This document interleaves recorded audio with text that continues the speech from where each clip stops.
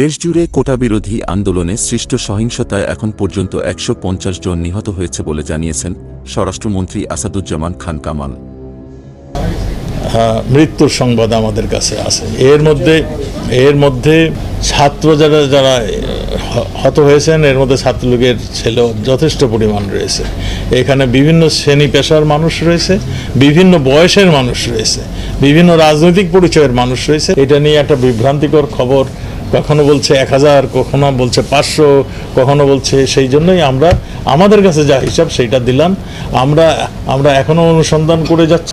বৈঠক শেষে সচিবালয়ে মন্ত্রিপরিষদ সচিব মাহবুব হোসেন সাংবাদিকদের বলেন, রবিবার ২৮ জুলাই স্বরাষ্ট্রমন্ত্রী ১৪৭ জন নিহতের তথ্য জানিয়েছিলেন।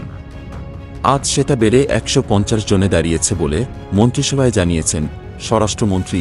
এর আগে গতকাল রবিবার সচিবালয়ে নিজ দপ্তরে সাংবাদিকদের সঙ্গে আলাপকালে স্বরাষ্ট্রমন্ত্রী বলেন, কোটা সংস্কার আন্দোলন ঘিরে সহিংসতায় সরকারিভাবে এখন পর্যন্ত ১৪৭ জনের মৃত্যুর খবর পাওয়া গেছে।